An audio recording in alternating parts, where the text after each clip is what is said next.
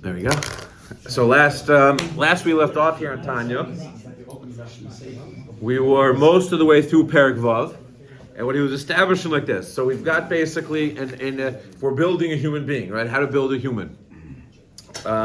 So if we're building a human being, we have this nefesh elokis, this nefesh that comes from the Rebbeinu Shalom, that has, this nefesh has 10 levels to it, Esther spheres, which are sort of midos, chachma, bina, das, all the different midos that come in the nefesh elokis, and the nefesh elokis is something that's completely spiritual and ruchniistic and comes directly from a very innermost part of the Rebbeinu Shalom. That nefesh elokis you could be mislabesh with levushim of mitzvah, machshava, dibur, maisa, and he talked about how machshava is the deepest connection to the Rebbeinu Shalom, how you're being toifes, you're holding on to the chachma of the Rebbeinu Shalom. That's nefesh elokis. Now, a person though also has the nefesh habahamis, the physical, the beast. The physical neshama person are drives that are physically driven. That's the ki'adam hu nefesh. When we refer to dam being the nefesh, something physical, that's what we're referring to the nefesh habahamis. And the nefesh habahamis also has different midas to it and different halakim, and is also complex and has all sorts of abilities and powers to it. Now, but what he began discussing is a very important Indian in Tanya in Chassidus B'chlal about the idea. But just to hold two last points before we get into what he's about to discuss is, first of all, he used this to explain the idea of step back. What he explained is that there is a constant ability for a person, even in this nefesh habahamis, to connect to the nefesh elokis and to be using the nefesh elokis. Then the world is basically created as sitra achra of the Rebbeinu Shalom. Sitra achra of the Rebbeinu Shalom, again, it's one of the main points. It does not mean something that's demonic in the sense of this evil devil. What it is essentially just the opposite, the tzimtzum of the Rebbeinu Shalom, the other side, where the Rebbeinu Shalom had to, in order to make a world where there was shaykh b'chira, be mitzamtzem himself, whatever that means, thousands of madregas down into a physical world where we can relate to things without the Rebbeinu Shalom kaviyachol. We can relate to things as sitra achar, as the other side, and that's everything we relate to in this world is the sitra achar. The world is its default connection. The physical world is by default the sitra achar. But we have an ability to elevate every moment by connecting to the nefesh elokis, and that explains literally the idea of a person who sits in his yoshev b'Torah. The Shechina is shruya. It's not just this magical thing that the Shechina starts to rest over him. As he's learning Torah, the Shechina comes to hear his shir. It's the idea is that even every one person who's being yoshev b'Torah is connecting to that nefesh elokis, is connecting to the Shechina that is here already within him, within his ability to connect to that. And he says that when 10 people sit around, 10 Jews sit around the Shechina, it's automatically part. Now that doesn't mean that you can't mess that up. But he's saying that it's clear in the Diuk L'Shoina. It says afilu echad yoshev v'osek b'Torah Shechina shurab v'chol be'asor Shechina shari l'olam. When 10 Jews come together, there is a Shechina that is shuri automatically. And the idea being that Hashrosh Shechina, what he's explaining is what Hashrosh Shechina comes from is by a person being mevatel himself to that, by a person giving himself over. Bittul. You need a good translation for the word bittul. Bittul has a very dirty connotation in the world nowadays. It means sacrifice and giving yourself up and losing self-expression. That's not really what bittul really is. A form of mutuality. It's a form of connection to something. And when a person connects to his acts and gives himself over to the Rebbeinu Shalom, that is using that power of the Rebbeinu Shalom that is always here all along, and the world is always kind of balanced between those two forces, the forces of Nefesh Elokis, the forces of the Rebbeinu Shalom, and the forces of Sitra Achra, the other side of the Rebbeinu Shalom. But he's, by connecting to that side, he is connecting and he's giving himself over. 10 people come together, that's the idea of an Eidah. 10 people come together, there is a certain automatic hispaklos, I guess at least when there's achtos together. A 10 is whatever, 1 and the 0, the Maharal talks about this at length, that the idea of just the number 10, but the idea of an Eidah is that there's a certain automatic hispaklos. So an individual needs to yoshev b'Torah to create the Shechina. But ayadei that hispaklos, ayadei that giving yourself over, you facilitate a certain hashras Shechina. Now, with that, as the saying goes, with great power comes great responsibility, right? So if you have that power of Shechina and you use it, but you're sitting around, being Isaac and Devarim Asurim, then obviously that's, Shechina could be Shuri V'necha. That's not a good thing. That's quite a bad thing. It doesn't mean good things are happening just because Shechina is there. Could be bad things are happening. But there's a certain automatic Hashos Shechina that comes with 10 people. So now he gets into a discussion explaining this concept called klipas. And klipas is a term people are pretty familiar with. It's a basic Kabbalah term, and it's generally associated with real heebie-jeebie stuff. But it's a very basic term of Kabbalah, and it's something that's important to understand. It's just basic understanding of the world, what it is. And basically what the idea being is that before the world, when the world is created, the way it's described is that there was this tremendous light of the Rebbeinu Shalom, a powerful source of energy, a powerful source of light that was not able to be contained by anything. But the Rebbeinu Shalom wanted he wanted himself to be contained within the world, within the physical world, but nothing was able to contain it. So there was this very powerful energy source, and nothing was able to contain it. And there was what's called Shviras HaKelim.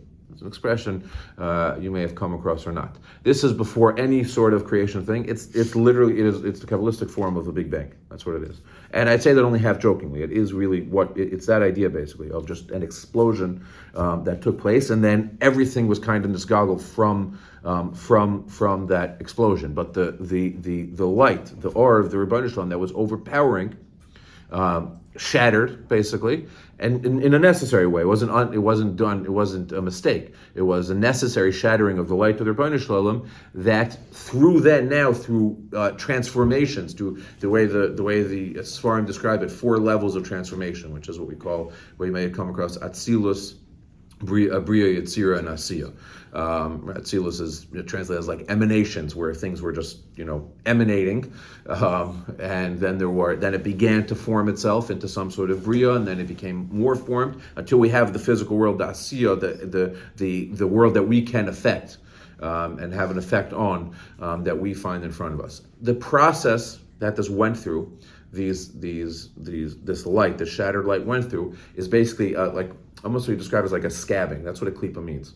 It's literally it's a shell around something, and it's a scabbing around the light, because there's no source of light besides for the Rebbeinu Shalom. So everything needs to come from the Rebbeinu Shalom, has to have a source of the Rebbeinu Shalom in it.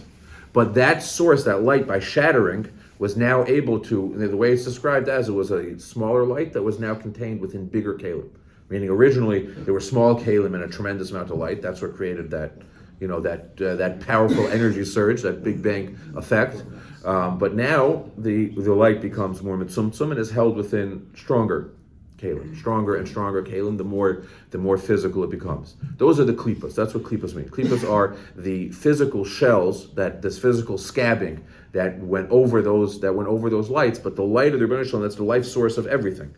Everything. The same way we have a life source of the Rebbeinu Shalom within us, and then we have scabs over it, which is our physical body or klipas. Everything in the world is that. Everything that's alive in the world is a living, breathing organism, has a life source in it. That's the light of the Rebbeinu Shalom that has been covered over. And never heard this before. Where's the Makar in there for this? He's going to talk about it. This whole thing that you said, never. He will talk at length about. I don't remember how much of this he describes, but you can look around for many sources of it. It's a basic idea. He's going to describe that there are two different categories of klipas. There's 4 layers of it. There's 4 dargas, but they're broken up into 2 different categories. The 3 bottom ones are what's called klipas tameos. What that means is that the thing is so scabbed over. We are, as physical beings, we're not able to access the light that's in it. It has it. He's going to say it can't live without it. You need chiyus from the Rebbeinu Shalom. But it's so sitra achra, it's so klipa, it's so scabbed over and hidden that we're not able to access it on our own. Except maybe in extremely exciting circumstances. There's an Orach Chaim by Yifas Torah that he describes this type of idea that there's a certain powerful moment when you can access it. But generally you're not going to be able to access it. But there's the higher darga is what's called klipas noiga. The pasuk in Yechezkel this is based on describes four things. It describes a ruach sa'ara, a strong wind, an anon gadol, a cloud. It describes an eish, kachas, a burning fire, and then v'noiga savivla. That there was this noiga as a certain, it's a light source. And what did you use? Splendor, but it's not the correct terminology. It's escaping me what the best translated is. But the point is, it's a thin layer of the klipas noiga is where there's only one layer. Like a membrane? Maybe, but noiga they translate as something else. But the point is that the other three levels of klipa have multiple layers of klipa. I heard this recently from Rav Nachal. I don't know where. I haven't heard it from anyone else, but I assume it's reliable. That he said that the idea is not just that they're different types of klipas, but that one layer of klipa is called klipas noiga because you have access to the source of the Rebbeinu Shalom that's within it. You just have to break through the first layer. But you can come in contact. But even when you're contacting the thing on a physical level, right? You can come in contact with the light of it. He's going to explain it like for l'mashal, when you eat food, food that's mutter to eat is what you would call klipas noiga because there is an accessible life source in it that's Rebbeinu Shalom's life source. You have to do it properly. You have to get to it properly. But you can access that. You can come in contact with it even through its physical levush, through its physical. Everything physical is a klipa. It is a shelling. It is a scabbing over the light of the Rebbeinu Shalom. But you can access it. Then there are things that are so scabbed over. They have two layers that you can't come in contact with it. We are not, at least in normal situations, able to come in contact with that, and those are called the shalosh klipas hartameos that are beyond us, and that's what he's going to begin talking about right now. So let's read a little bit of this inside. So he says, Is that what the garland was able to accomplish? I don't know. I'm barely holding on to be able to explain this, and I'm ready with great trepidation. I'll talk about this stuff, not really understanding it or knowing it, but. More than that. Okay.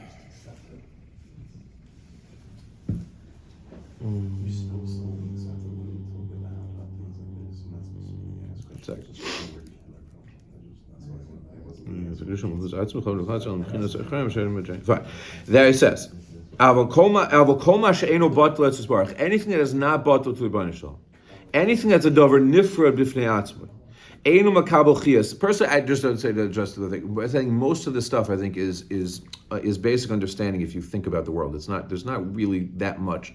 The concept, what is that? Tzilus and Bria and four alamas, but the idea that there's a life source of the Rebbeinu Shalom, fact that everything and certain things are easier for us to come in contact with. Whatever term you want to use for it is a very basic term when you just think about the world. It's not. It's basic logic.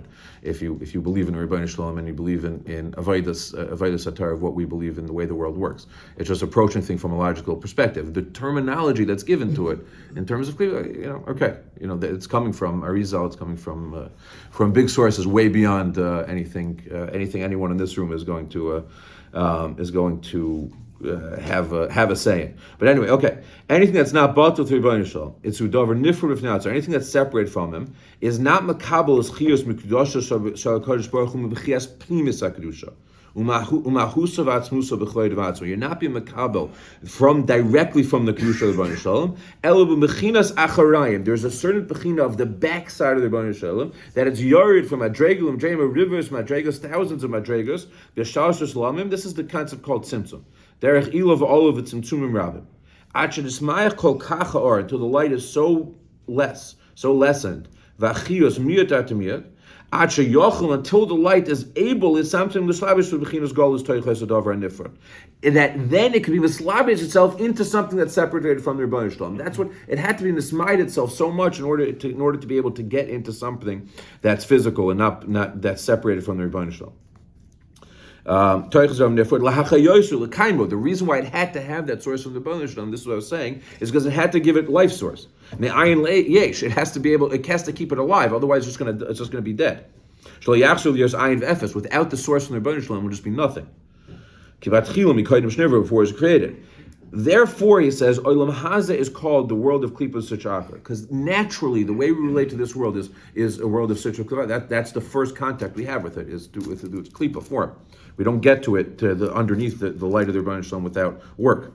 The natural default in this world is that Rishonim are govim in it, and it's hard. It requires hard work because the natural state of this world is an element tzimtzum, where it's hard to find the Rebbeinu Shalom in it. Eli says, the klipas